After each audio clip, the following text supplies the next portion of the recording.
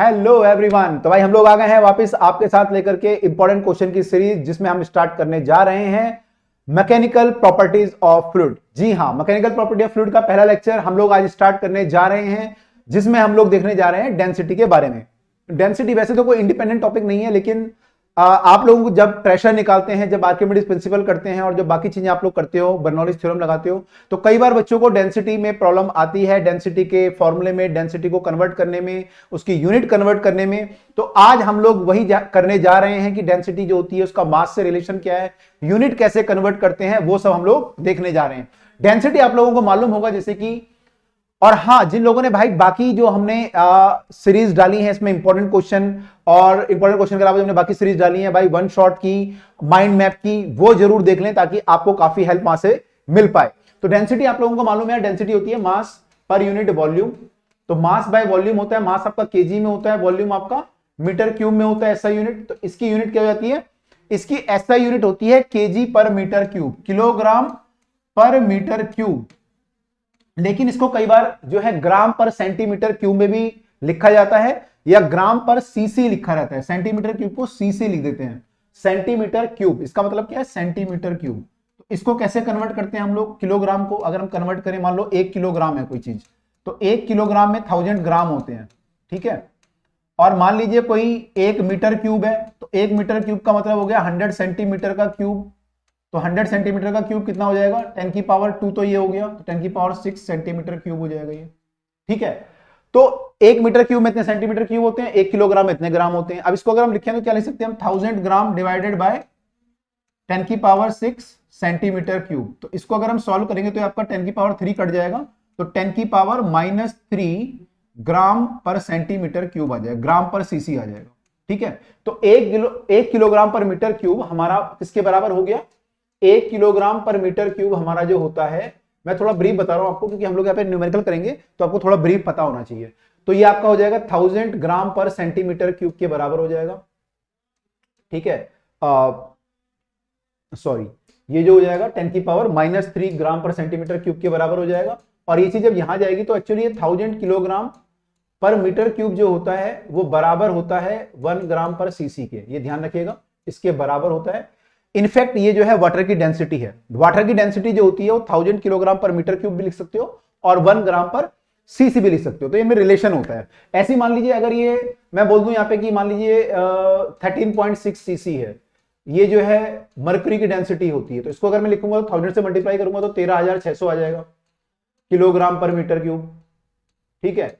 तो अगर आपको इसको इससे वो करना है, कन्वर्ट करना है ग्राम सीसी को किलोग्राम पर मीटर क्यूब में, तो 1000 से मल्टीप्लाई कर दो, और आपको उल्टा करना है तो 1000 से डिवाइड कर दो। जैसे मान लो आयरन है, आयरन आपका 7800 के आसपास होता है किलोग्राम पर मीटर क्यूब में, तो इसको जब मैं कन्वर्ट करूंगा ग्राम पर सीसी में तो कितना आ जाएगा। तो भाई सब लोग इस सीरीज का रूल है कि सब लोग वीडियो को पॉज करके पहले खुद निकालते हैं आंसर और फिर चेक करते हैं कि आंसर सही है नहीं है। तो अगर वीडियो को पॉज करिए और देखिए आप लोग सही गैस कर पाते हैं नहीं कर पाते। तो इसका जो आंसर आएगा यहाँ पे मैं आपको बता देता हूं, अगर आपने गैस कर लिया है तो इसका आंसर यहाँ पे जो आएगा वो आएगा 7.8। 1000 से इसे डिवाइड कर देंगे तो 7.8 ग्राम पर सीसी आ जाए।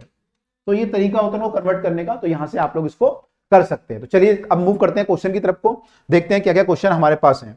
तो स्टार्ट करते हैं पहले क्वेश्चन से। पहला क्वेश्चन आपका लिक्विड की डेंसिटी दी है ग्राम पर सीसी में और इसको किलोग्राम पर मीटर क्यूब में करना है, तो फटाफट से सब लोग कन्वर्ट कर दीजिए भाई, और पॉज करके देखिए आपका आंसर सही आता है नहीं आता है। तो डेंसिटी हमारी दी हुई है 0.7 ग्राम पर सेंटीमीटर क्यूब। इसको अगर मैं किलोग्राम पर मीटर क्यूब में लिखूंगा तो कितना हो जाएगा ये क्वेश्चन है। तो 0.7 ग्राम है, ग्राम को हम 1/1000 किलोग्राम लिख सकते हैं, ठीक है।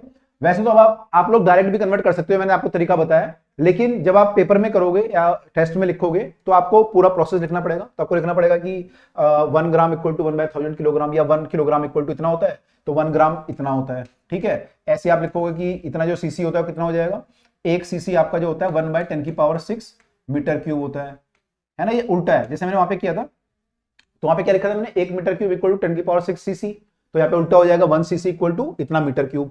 अब इसको सॉल्व जब करोगे तो ऊपर चला जाएगा तो कितना हो जाएगा, 0.7 इंटू 10 की पावर 6 डिवाइड बाय 10 की पावर 3 केजी पर मीटर क्यूब। इसको जब हम सॉल्व करेंगे तो ये आपका हो जाएगा 0.7 इंटू 10 की पावर 3 केजी पर मीटर क्यूब, ये हो जाएगा आपका और इसको जब आप और सॉल्व करेंगे तो 7000 किलोग्राम पर मीटर क्यूब हो जाएगा, 7000 किलोग्राम पर मीटर क्यूब ये हो जाएगा, राइट। तो ये हमारी डेंसिटी आई किलोग्राम पर मीटर क्यूब में। तो आप डायरेक्ट भी कर सकते हैं और ऐसे भी सोच सकते हैं। आई होप क्लियर हुआ होगा सबको। वीडियो को पॉज करके सब लोग देखिएगा, तो उससे आप निकाल सकते हो। इसमें बोला 13600 किलोग्राम पर मीटर क्यूब है, तो ऑलरेडी मैं आपको करा चुका हूं यार, ये 13600 किलोग्राम पर मीटर क्यूब है। इसको ग्राम पर सेंटीमीटर क्यूब में करेंगे, 13.6 आंसर आएगा। 13600 है किलोग्राम, किलोग्राम को हम लिख देंगे 10³ ग्राम। मैं डायरेक्ट लिख रहा हूं, आप लोग पूरा स्टेप एक और लिखिएगा, पहले ये लिखिएगा उसके बाद ये लिखिएगा, ठीक है। पहले तो लिखिएगा डेंसिटी इक्वल टू इतनी है और फिर उसके बाद ये वाला स्टेप आएगा। और ये मीटर क्यूब है तो इसको लिख सकते हैं 10⁶ सेंटीमीटर क्यूब या सीसी। इसको सॉल्व करेंगे तो 13600 और इंटू 1/10³ ग्राम पर सीसी आ जाएगा। इसको जब हम सॉल्व करेंगे तो 13.6 ग्राम पर सीसी हमारा फाइनल आंसर यहां पर आ जाता है। इस तरीके से हमारा फाइनल आंसर आ जाएगा भाई। तो ये हमारी डेंसिटी जो है ग्राम पर सीसी में आ चुकी है। अब आगे मूव करते हैं। Two different liquid of one of mass, पहला वाला जो है इसकी मास है 10 ग्राम। आई होप क्लियर होगा सबको डेंसिटी को कन्वर्ट करने में। अब आपको आगे कोई प्रॉब्लम नहीं आनी चाहिए। जो हमने क्वेश्चन किए हैं और जो आपको थ्योरी बताई है, इसमें आपको कोई भी प्रॉब्लम नहीं आनी चाहिए। डायरेक्ट आप कन्वर्ट कर सकते हो, कोई भी आपको टेंशन नहीं लेनी है। Two liquid of mass 10 gram and density इसका है 0.5 ग्राम पर सीसी। एक लिक्विड तो ये है, दूसरा लिक्विड जो है उसका मास है 20 ग्राम और इसका वॉल्यूम दिया हुआ है, डेंसिटी नहीं दी हुई लेकिन वॉल्यूम दिया हुआ है 5 सीसी। इनको जो है मिक्स किया गया, gram are mix together, find the density of the resultant mixture. तो आपको पता है ना रिजल्टेंट मिक्सचर जो होगा उसकी डेंसिटी कितनी होगी, जो मिक्सचर बनेगा। तो मिक्सचर की जो डेंसिटी होती है वो होती है टोटल मास। अगर मान लो आपने दो तीन चीजें मिला दी तो क्या होगा, टोटल मास कितना है और टोटल वॉल्यूम कितना है। बट डेंसिटी क्या होती है, मास per unit volume. Total mass कितना है और टोटल वॉल्यूम कितना है, तो इन दोनों का रेशियो जो होगा वो आपकी डेंसिटी होगी रिजल्टेंट। अब मास टोटल कितना है भाई, मास तो हमें पता ही यहाँ पे 10 और 20 30 ग्राम है, तो मास तो भाई मालूम है। वॉल्यूम कितना है यहाँ पे, वॉल्यूम चाहिए हमें। तो वॉल्यूम देखो, हमें दूसरा वाला वॉल्यूम मालूम है V2, लेकिन V1 नहीं मालूम। तो V2 मालूम है, V2 लिख देते हैं यहाँ पे 5 सीसी। V1 कितना होगा, अगर हम इसका वॉल्यूम निकालें तो ये वॉल्यूम कितना आएगा। आपको पता है density mass per unit volume होती है, तो वॉल्यूम कितना हो जाएगा, वॉल्यूम हो जाएगा मास बाय डेंसिटी। तो मास बाय डेंसिटी करेंगे तो उसका वॉल्यूम जो V1 आएगा वो आएगा m1 बाय डेंसिटी, तो 10 बाय 0.5। इसको सॉल्व करेंगे तो ये 1/2 हो जाएगा, ऊपर जाके 20 हो जाएगा, तो ये हो जाएगा 20 सीसी। ठीक है, तो 20 सीसी इसका वॉल्यूम हो गया। अब दोनों को ऐड कर लेते हैं, तो ये हो गया 20 सीसी। तो इन दोनों को ऐड जब करेंगे तो कितना आ जाएगा, ये 30 डिवाइड बाय 25। और हमने ये ग्राम में रखा है, ये सीसी में रखा है, तो ग्राम पर सीसी में आंसर आएगा। इसको और सॉल्व करेंगे तो 5 से डिवाइड हो जाएगा, 5 के 30, 5 पंजे 25, डिवाइड करेंगे तो 1.2 ग्राम पर सीसी। ये हमारा जो है डेंसिटी आ जाएगा ऑफ द रिजल्टेंट मिक्सचर। तो रिजल्टेंट मिक्सचर की डेंसिटी हम यहां से निकाल सकते हैं। ठीक है, बुक्स में कई सारे फॉर्मूले लिखे हुए अलग अलग चीजों के, कि हम इक्वल वॉल्यूम मिक्सर कर दें तो क्या होगा, इक्वल मास मिक्स कर दें तो क्या होगा। उसकी जरूरत नहीं है, आपको बेसिक फॉर्मूला पता होना चाहिए कि ये आपका होता है, इसमें आपको टोटल मास निकालना है और टोटल वॉल्यूम चाहिए। अब अगर आपको दिया हुआ है तो अच्छी बात है, और आपको अगर नहीं दिया हुआ है तो आपको भाई कोई ना कोई तरीका लगा के, यानी जो डेंसिटी वाला तरीका है लगा के, अगर जो भी चीज मालूम नहीं है वो निकालना है और ओवरऑल यहां पे पुट करना है। ये सिंपल तरीका है, ज्यादा फॉर्मूले के चक्कर में नहीं पड़ना है। ठीक है, ओके, अगला क्वेश्चन हमारे सामने आ गया। आयरन बॉल ऑफ दिस और वॉल्यूम दिस। आयरन बॉल है, इसकी आयरन की डेंसिटी हमें दी हुई है 7.9 ग्राम पर सीसी और इसका वॉल्यूम दिया हुआ है बॉल का 20 सीसी। इसमें कैविटी है 5 सीसी। आपको डेंसिटी बतानी है आयरन बॉल की। ओके, यहां पे ध्यान दीजिएगा, ये जो डेंसिटी है ये आयरन बॉल की पूछ रहा है और ये डेंसिटी दी हुई है आयरन की। दोनों में फर्क है ना। जैसे मान लीजिए सॉलिड आयरन होता, अगर मान लो बॉल आयरन की होती सॉलिड, तो हम बोलते हैं कि आयरन की डेंसिटी कितनी है 7.9। डी से लिख रहा है, मैं रो से लिख रहा हूं। तो ये डेंसिटी होती आयरन की, और बॉल की डेंसिटी भी यही होती। बॉल की डेंसिटी भी क्या होती, यही होती पूरी। ठीक है, अगर ये सॉलिड होती तो। लेकिन इसमें कैविटी है, तो जब कैविटी होगी इससे क्या फर्क पड़ेगा, कैविटी से फर्क ये पड़ेगा कि जो आयरन है वो तो यहां पे है केवल, है ना, और जो कैविटी है बीच में है, तो या कहीं पे भी कैविटी है मान लो, तो उससे क्या होगा, इसकी डेंसिटी कम हो जाएगी, मास कम हो जाएगा। तो देखो आयरन की डेंसिटी तो वही रहेगी जो है, आयरन तो मटेरियल है, उसकी डेंसिटी तो 7.9 रहेगी। लेकिन जो बॉल की डेंसिटी अब जो आएगी वो आएगी मास, पूरा मास जो होगा बॉल का डिवाइड बाय इसका वॉल्यूम। ठीक है, ये इसकी डेंसिटी आएगी। ये जो वैल्यू आएगी ये अब 7.9 से कम आएगी, 7.9 था सॉरी, तो ये 7.9 से कम आएगी क्योंकि इसमें थोड़ा सा हवा भी है। तो मतलब फर्क क्या पड़ा, देखो मान लो पहले पूरे में मास था तो हमने क्या लिखा, पूरे का मास लिखा और पूरे का वॉल्यूम लिखा तो डेंसिटी आ गई। की बार क्या होगा, मास पूरी बॉल का लेंगे तो जो मास होगा, सॉरी मास जो होगा केवल इसका होगा, इसका तो मास है नहीं अंदर वाले का। तो अगर मैं लिखूं यहाँ पे तो टोटल मास लिखूं तो m1 प्लस m2 होगा। m1 मान लो बाहर जो स्टील है उसका मास है और m1 जो है ये अंदर वाले का मास है। और v1 प्लस v2 वॉल्यूम हो गया। v1 जो है आयरन का मास है और v2 जो है कैविटी का वॉल्यूम है, सॉरी ये v1 जो है आयरन का वॉल्यूम है और v2 जो है कैविटी का वॉल्यूम है।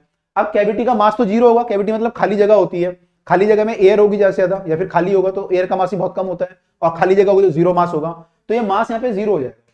तो इसका वॉल्यूम तो है कैविटी, कैविटी जगह तो घेर रही है लेकिन उसका मास नहीं है, तो उससे क्या होगा, वॉल्यूम डेंसिटी हमारी कम हो जाएगी। ऐसा है, मतलब जैसे कोई दोस्त आया पार्टी में, तो दोस्त पार्टी में खाना तो खा रहा है लेकिन पैसे शेयर नहीं कर रहा, तो बिल क्या होगा, बाकी लोगों पे बिल बढ़ जाएगा। तो ऐसे यहाँ पे क्या होगा, डेंसिटी हमारी कम हो जाएगी क्योंकि मास तो आपका जो है इसी का है केवल, तो बाकी लोगों के पैसे कम पड़ जाएंगे, एक तरह से ये हो जाएगा भाई मास तो आपका वही है लेकिन अब खाने वाले ज्यादा आ गए, वॉल्यूम ज्यादा हो गया, तो इस तरीके से आप समझ सकते हो डेंसिटी हमारी कम हो जाएगी। तो यहाँ पे हमें जो निकालना है, बॉल की डेंसिटी निकालनी है, तो बॉल का मास चाहिए, तो इसमें हमें क्या दिया हुआ है, हमें बॉल का पूरा का वॉल्यूम दिया हुआ है, पूरे का वॉल्यूम जो है 20 ग्राम पर सीसी दिया हुआ है, सॉरी 20 सीसी दिया हुआ है वॉल्यूम। और इसमें बताना है कि मास कितना होगा। अब बॉल का मास, अगर मैं इसमें आयरन का मास निकालूं, जिसमें आयरन है, जो ये बॉल है इसमें आयरन का मास कितना होगा, ये जो आयरन होगा इसका मास निकालने के लिए हम यूज कर सकते हैं वॉल्यूम इंटू डेंसिटी, क्योंकि मास हमारा वॉल्यूम इंटू डेंसिटी होता है, ये यूज कर सकते हैं।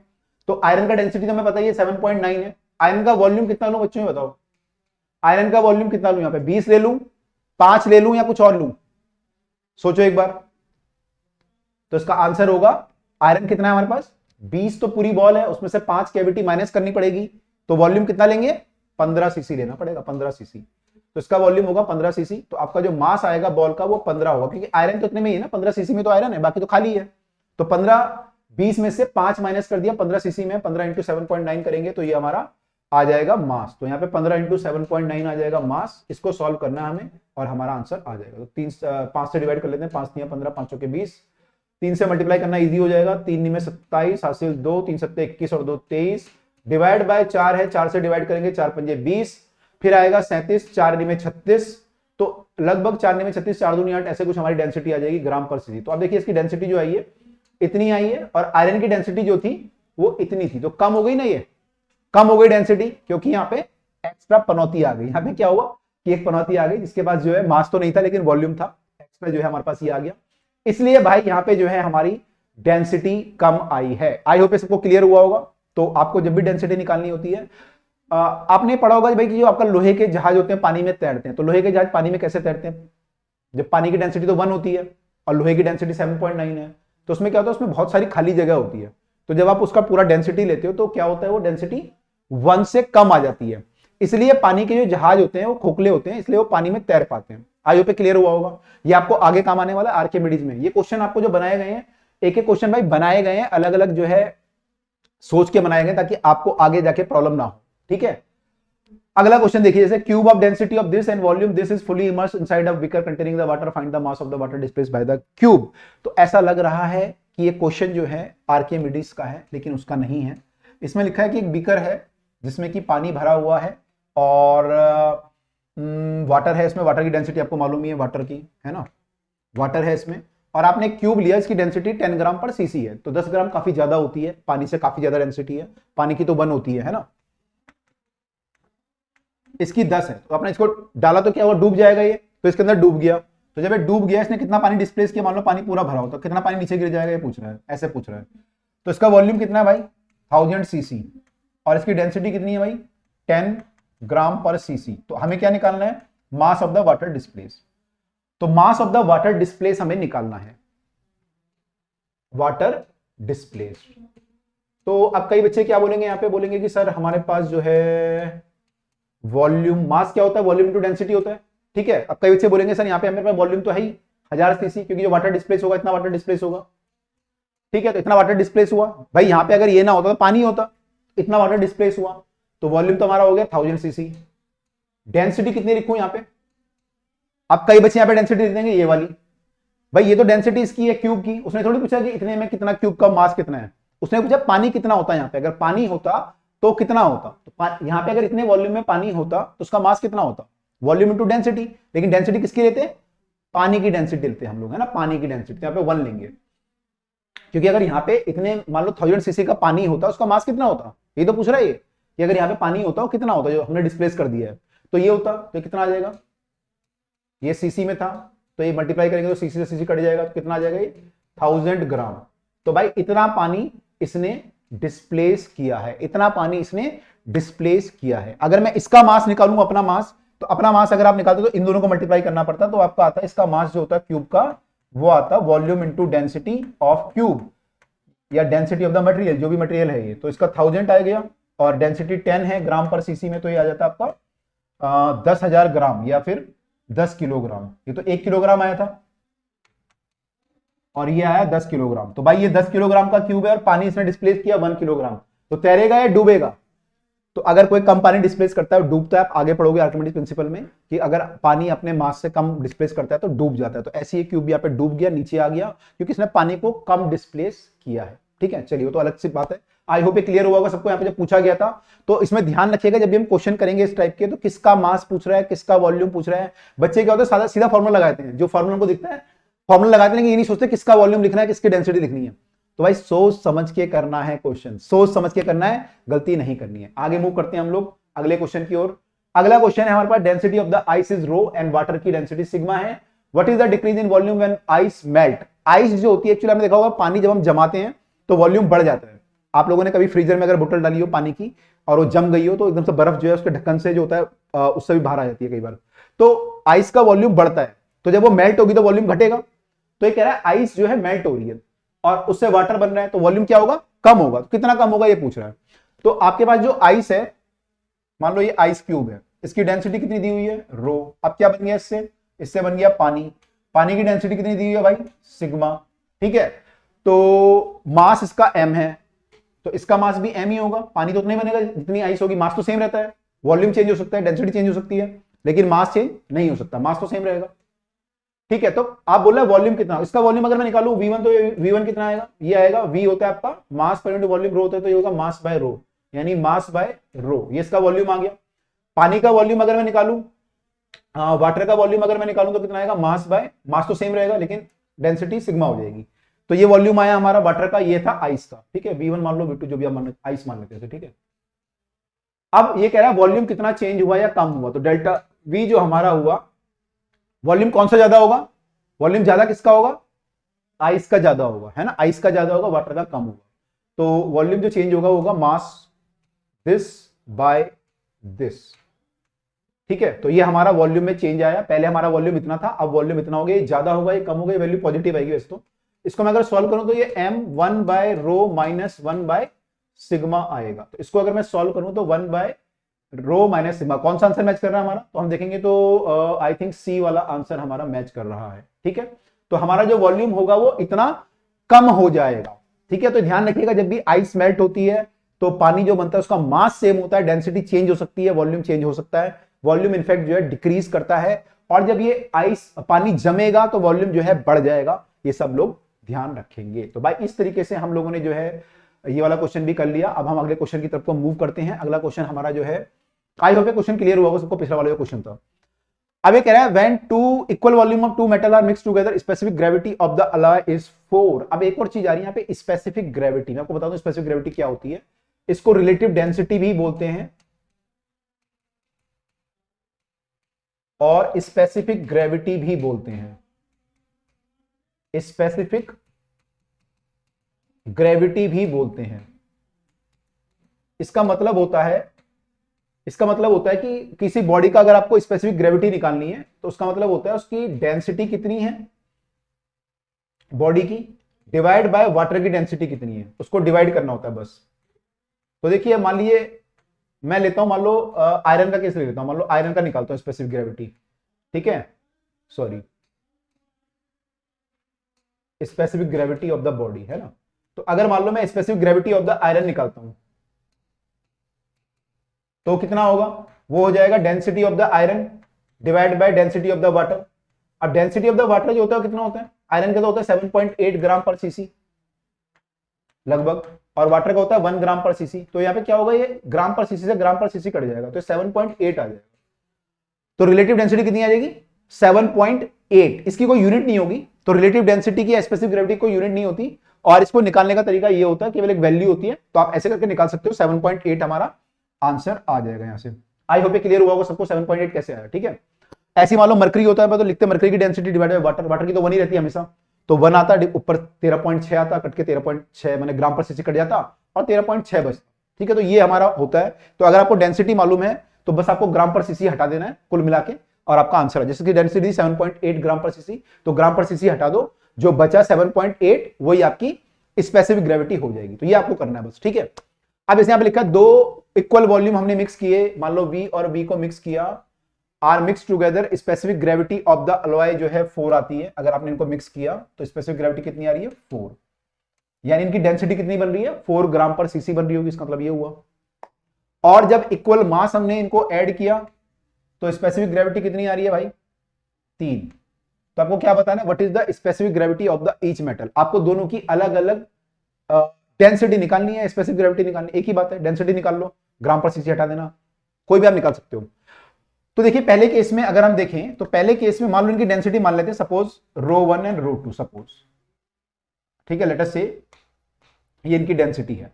तो पहले केस में अगर हम देखें तो पहले केस में जो आपकी डेंसिटी आएगी, या हम डेंसिटी निकालें तो 4 आई थी आपकी डेंसिटी, तो 4 जो आई होगी that is equal to, volume बराबर है, तो volume mass per unit volume होता है डेंसिटी। डेंसिटी क्या होता है हमारा, मिक्सर का mass, total mass by total volume. Total mass कितना होगा, टोटल मास तो हमें नहीं पता, लेकिन टोटल वॉल्यूम पता है। टोटल वॉल्यूम हमारा ये होगा पहले केस में, इस वाले केस में, ठीक है। और टोटल मास कितना होगा, मास हो जाएगा इसका मास हो जाएगा, तो डेंसिटी इसकी ρ1 है, वॉल्यूम V है, तो मास कितना हो जाएगा, मास हमारा होता है वॉल्यूम इंटू डेंसिटी, ध्यान रखिएगा। तो मास हो जाएगा वॉल्यूम इंटू डेंसिटी, तो हो जाएगा वॉल्यूम इंटू ρ1, और ये हो जाएगा वॉल्यूम इंटू ρ2। V कॉमन आ जाएगा बाहर, तो ये आ जाएगा आपका कितना आ जाएगा, इसको अगर हम सॉल्व करें तो सॉरी, ये हमारा जो था V1 V था, ये हमारा आ जाएगा V ρ1 प्लस ρ2 अपॉन में 2V आ जाएगा, V से V कट जाएगा, तो ये आ जाएगा ρ1 प्लस ρ2 बाय 2। ये हमारा डेंसिटी आया पहले केस में, ठीक है। मैंने डेंसिटी निकाला है, आप रिलेटिव डेंसिटी एक ही बात होती है, इसको 1 से मल्टीप्लाई कर दोगे तो वही बात आ जाएगी, ठीक है। तो ये हमारा इतना आया। अगले केस में अगर हम डेंसिटी निकालें इस वाले केस में, तो इस वाले केस में डेंसिटी कितनी आएगी, इस वाले केस में अगर हम निकालें तो इस वाले केस में हमारी जो डेंसिटी आएगी वो आएगी, मास हमें मालूम है इस बार, तो टोटल मास हो जाएगा m प्लस एम, और टोटल वॉल्यूम हो जाएगा, वॉल्यूम हम निकालने के लिए मास बाय डेंसिटी करना पड़ेगा, वॉल्यूम निकालने के लिए मास बाय डेंसिटी, तो मास बाय डेंसिटी ρ1 करना पड़ेगा प्लस मास बाय ρ2। इसको सॉल्व करोगे जब आप, तो ये कितना आ जाएगा, 2m डिवाइड बाय m से m कट जाएगा, तो आ जाएगा 2 टाइम्स, यहाँ पे एलसीएम लेंगे तो ये 2m आ गया, नीचे आ गया m कॉमन ले लेंगे बाहर, एलसीएम लेंगे तो ρ1 plus ρ2 divide by ρ1 plus ρ1 into ρ2 हो जाएगा एलसीएम में नीचे। इसको सॉल्व करेंगे तो m से m कट गया, ये ऊपर चला जाएगा, ये हो जाएगा twice of ρ1 ρ2 divide by ρ1 plus ρ2, ये आ गया, ठीक है। तो ये वैल्यू कितनी दी हुई है हमें, ये वैल्यू हमें दी हुई है 3, ठीक है। डेंसिटी बोल लो रिलेटिव डेंसिटी बोल लो एक ही बात है, 3 दी हुई है हमें, ठीक है। तो हमारे पास 2 फॉर्मूले आ गए। अब एक तो ये आ गया, तो यहां से हमारा क्या निकल के आ रहा है, ρ1 प्लस ρ2 का वैल्यू आ रहा है 8, और यहां से क्या आ रहा है हमारा, ये वैल्यू आ रहा है, अगर हम ρ1 प्लस ρ2 हम 8 पुट कर दें यहाँ पे, तो 8 3 24 डिवाइड बाय 2 होगा तो 12 हो जाएगा, तो ρ1 ρ2 12 आ रहा है। तो अब ये जो है आपके सामने एक इक्वेशन बन चुकी है कि x plus y equal to इतना है और x इंटू वाई इतना है। अब आपको ये सॉल्व करना है, ठीक है। तो कैसे सॉल्व करेंगे हम लोग, तो हमारे पास तरीका होता है, हम या तो ρ1 की वैल्यू निकाल दें, ρ1 की वैल्यू निकालेंगे तो 8 माइनस ρ2 होगा, वहां पुट करेंगे, क्वाड्रेटिक इक्वेशन बनेगी, उसे सॉल्व करना पड़ेगा। सॉल्व करेंगे तो हमारा जो आंसर आएगा कितना आएगा, देखो इन दोनों का सम 8 आना चाहिए, तो मेरे ख्याल से 6 और 2 अगर लेंगे तो 6 दूनी 12 आ जाएगा वहां पे, और 6 और 2 8 आ जाएगा, तो ρ1 और ρ2 हमारा 6 और 2 आ जाएगा, 6 ग्राम पर सीसी, और ρ2 आ जाएगा 2 ग्राम पर सीसी, ठीक है। ये उल्टा भी हो सकता है, मतलब ये 6 और ये 2 भी हो सकता है, क्योंकि लिखा नहीं है ऐसा कुछ, तो आप किसी को भी कुछ भी मान सकते हो। तो एक हमारा 6 आएगा, एक हमारा 2 आएगा। करना कैसे है, इसका वैल्यू यहां पुट करेंगे, अगर हम इसका वैल्यू निकालें तो वैल्यू कितना आएगा, ρ2 का वैल्यू, ρ2 का वैल्यू आ जाएगा 8 माइनस ρ1, है ना, ρ2 8 माइनस ρ1 हो जाएगा, और हमारा ρ1 ρ2 का वैल्यू कितना था 12, तो यह वैल्यू पुट करेंगे तो कितना आ जाएगा, ρ1 इंटू 8 माइनस ρ1 इक्वल टू 12, इसको सॉल्व करेंगे तो 8 ρ1 माइनस रो वन का स्क्वायर इक्वल टू 12, फिर इसको यहाँ ले आएंगे तो रो वन का स्क्वायर माइनस 8 रो वन, इसको मैं यहाँ लाया हूँ तो ये माइनस 8 रो वन हो गया, प्लस 12 ऐसे ही रहेगा इक्वल टू 0। तो इसको फिर फैक्टर बनाएंगे तो रो वन का square minus 6 row one minus 2 row one plus 12 equal to 0। Row one common लेंगे यहाँ पे तो रो वन माइनस 6 बचेगा, माइनस 2 कॉमन लेंगे रो वन माइनस 6 बचेगा, एलसीएम लेंगे सॉरी ये कॉमन लेंगे तो row one minus 6 row one plus 2। तो यहाँ से रो वन का वैल्यू आपका जो है -6 और वेट यहाँ पे जो है -2 था ना, ये तो -2 है सॉरी, तो ये हमारा रो वन -2 आ जाएगा।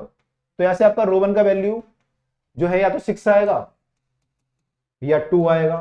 अगर ये 6 आया तो ये फिर ये 2 हो जाएगा, 6 दूनी 12, और ये 2 आया तो ये 6 होगा, तो रो 2 आपका फिर, तो एक को 6 मान लो एक को 2 मान लो, है ना। तो आपकी जो डेंसिटी होंगी वो 6 और 2 ग्राम पर सीसी होंगी। तो ये हमें करना है, इतने से में हमारा जो है हो जाएगा। तो आई होप आपको जो है अब डेंसिटी, स्पेसिफिक ग्रेविटी और मिक्सचर की डेंसिटी कैसे निकालते हैं, डेंसिटी को कन्वर्ट कैसे करते हैं, ये सब बातें इस लेक्चर से क्लियर हुई होंगी। तो भाई सब लोग इस वीडियो को लाइक जरूर करें, और जिन लोगों ने बाकी वीडियो बाकी चैप्टर की नहीं देखी इंपॉर्टेंट क्वेश्चन की, वो जरूर देख लें, क्योंकि भाई पूरा फ्लो बनाना जरूरी है। तो मिलते हैं हम आपसे अब अगली वीडियो में अगले कंसेप्ट के साथ। अगले कंसेप्ट हमारा जो होने वाला है प्रेशर का होने वाला है, तो अगली वीडियो में हम लोग आपसे मिलेंगे अगले कंसेप्ट के साथ। तब तक के लिए बाय एंड टेक केयर, और भाई सब लोग पढ़ते रहिएगा।